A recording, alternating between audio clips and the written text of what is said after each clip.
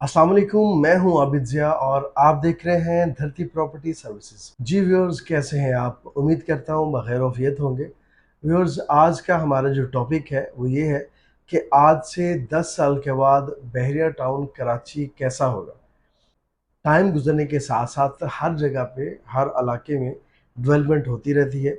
और 10 साल मैंने इसलिए कहा क्योंकि 10 साल के गैप को एक जनरेशन गैप कहा जाता है। तो जब एक जनरेशन का गैप होगा, आप 10 साल पीछे देखें। अब 2023 चल रहा है। 2013 में आप देखें तो साइंस या टेक्नोलॉजी ने कितनी तरक्की की थी।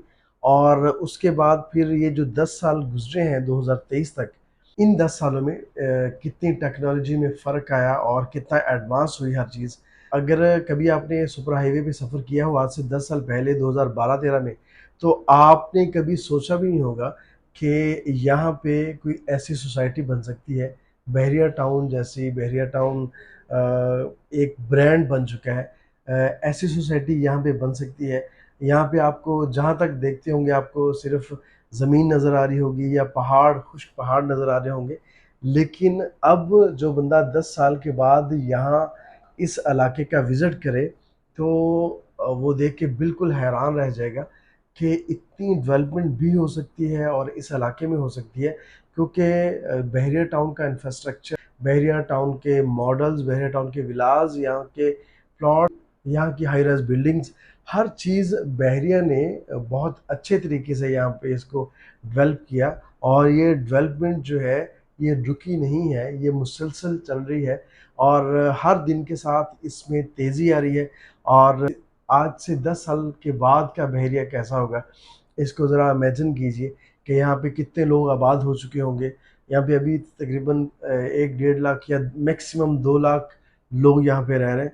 लेकिन आने वाले 10 सालों में यहाँ पे मिलियंस लोग रह रहे होंगे। यहाँ पे बड़े ब्रांड्स आ चुके होंगे। यहाँ पे हर तरह का कारोबार हो रहा होगा। यहाँ पे हयात एजेंसी जैसे 5 स्टार होटल, रेस्टोरेंट्स यहाँ पे मौजूद होंगे। यहाँ पे रफ़ी क्रिकेट स्टेडियम में इंटरनेशनल मैचेस हो रहे होंगे। और ये सारी चीज़ें इमेजिन करने के बाद आप खुद को देखिए कि आप कहाँ पे खड़े हैं। आपको बहरिया टाउन के मुतल्लक सोचने में कहाँ पे परेशानी हो रही है कि बहरिया टाउन में, अगर मैं समझता हूँ कि जिन लोगों के पास अभी बजट है और वो बहरिया टाउन कराची में इन्वेस्ट नहीं कर रहे, मैं समझता हूँ कि ये उनकी सबसे बड़ी गलती है। वो इस तरह से कि बाज़ औक़ात हम कहते नहीं यार कि वो टाइम हाथ से निकल गया। अक्सर हम बात करते हुए अपने दोस्त अहबाब में हम ये बात कहते हैं यार कि वो टाइम मेरे हाथ से बस निकल गया और मैंने वो चांस मिस कर दिया, नहीं तो आज इस चीज़ की वैल्यू इतना होनी थी। तो बहरिया टाउन के मुतल्लिक़ भी बिल्कुल सेम ऐसा ही है। आज से 10 साल पहले की जो वैल्यू है बहरिया टाउन की, अभी बहरिया टाउन को बनने तकरीबन 8 साल हुए हैं। 8 साल पहले की जो वैल्यू है और आज अगर हम उसको कंपेयर करते हैं तो ज़मीन आसमान का फ़र्क है। लेकिन अब आज से अगर आप 10 साल काउंट करना शुरू करेंगे, तो आज से 10 साल के बाद क्या बहरिया में बहुत बड़े चेंजेस आ चुके होंगे। यहाँ के रेट्स बहुत ज़्यादा हो चुके होंगे। अब भी मैं समझता हूँ कि कराची की निस्बत, कराची सिटी की निस्बत बहरिया टाउन के रेट्स बहुत कम हैं। और यहाँ पे आप लोगों के लिए, अपने बच्चों के फ्यूचर के लिए आपको यहाँ पे सोचना चाहिए। आपको यहाँ पे कमर्शियल प्रॉपर्टी लेनी चाहिए, आपको यहाँ पे रेजिडेंशियल प्लॉट्स लेने चाहिए, विलास लेने चाहिए, खुद से कंस्ट्रक्शन करवानी चाहिए। अगर आपके पास बजट ज़्यादा है तो यहाँ पे आपको हाई राइज़ बिल्डिंग खड़ी करनी चाहिए, ताकि इन फ्यूचर आपकी आने वाली नस्लों के लिए फ़ायदा हो सके। एक और मैं आपको बात यहाँ पे बताता चलूँ कि मलीर एक्सप्रेस आने वाले 1 से डेढ़ साल में कंप्लीट होने वाला है वो प्रोजेक्ट। मलीर एक्सप्रेस का मतलब ये है कि आप कराची सिटी के साथ जुड़ रहे हैं, आप उसके साथ मुंसलिक हो रहे हैं, आपका डिस्टेंस कम हो रहा है, आपके टाइम की बचत हो रही है।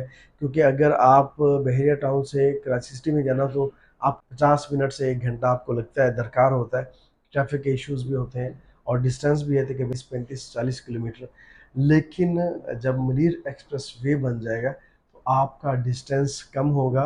ना सिर्फ कम होगा बल्कि जिस तरह से हम लियारी एक्सप्रेस वे का इंतखाब करते हैं जब भी हमने जाना हो, तो वो सफ़र आपको ज़्यादा लंबा नहीं लगता। क्योंकि वो आरामदेह सफ़र है, वहाँ पे ट्रैफ़िक का ज़्यादा रश नहीं होता और आप सोहराब रोड से हब चौकी तक या अगर आपने सदर की तरफ जाना तो मैक्सिमम 10 से 15 मिनट में आप वो सारा डिस्टेंस आप तय कर लेते हैं।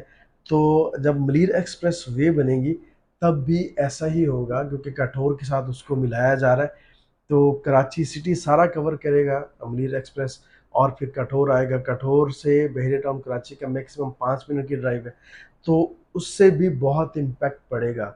और यहाँ बहरे टाउन की मैनेजमेंट की एक बहुत बड़ी बात यह है कि इन्होंने हर जगह पे अट्रैक्शंस रखी हैं बहरे टाउन में, जैसा कि आप डांसिंग फाउंटेन है, आईफल टावर है, रफ़ी क्रिकेट स्टेडियम है। आपको यहाँ पे आने वाले कुछ सालों में उम्मीद की जा रही है कि ताजमहल भी आपको यहाँ पे देखने को मिलेगा। तो हर चीज़ जो आपकी पहुँच से दूर थी, बहरिया टाउन की मैनेजमेंट ने आपको आपकी रसाई तक वो चीज़ पहुँचा दी है। अब आप पे है आप उस मौके को कितना यूटिलाइज़ करते हैं और आप उससे कितना फ़ायदा उठाते हैं। मेरी इन बातों पे गौर ज़रूर कीजिएगा कि आज से 10 साल के बाद बहरिया किस जगह पे खड़ा होगा। और जो लोग आज ये सोच रहे हैं कि यार मैं इन्वेस्ट करूं या ना करूं, करूं या ना करूं, उनको आने वाले दिनों में पछतावे के अलावा कुछ भी नहीं होगा। क्योंकि हम बहुत सारी जगह पे ये सोच रहे होते हैं कि यार मुझे यहाँ पे इन्वेस्ट करना चाहिए या नहीं करना चाहिए, लेकिन तब वो टाइम निकल चुका होता है और बाद में हमारे पास सिर्फ पछतावा होता है। तो पछतावे से बचने के लिए आपको कम से कम एक दफ़ा बहरिया टाउन का विज़िट ज़रूर करना चाहिए। मैं ये नहीं कहता कि आप बिल्कुल देखे बगैर बहरिया मेरी बातों पे ही सिर्फ बिलीव करते हुए आप बहरिया टाउन में इन्वेस्ट कर दें। आप एक दफ़ा आइए, यहाँ पे विज़िट कीजिए और उसके बाद फ़ैसला कीजिए कि आप अपनी आने वाली नस्लों के लिए क्या छोड़ के जा रहे हैं। और अगर बहरिया टाउन कराची की प्रॉपर्टी की शक्ल में कुछ छोड़ के जा रहे हैं तो डेफ़िनेटली आप अपनी नस्लों के लिए बहुत अच्छा छोड़ के जा रहे हैं। इसके साथ ही मुझे दीजिए इजाज़त। अपना बहुत ज़्यादा ख्याल रखिएगा। जुड़े रहिए धरती के साथ। अल्लाह हाफ़िज़।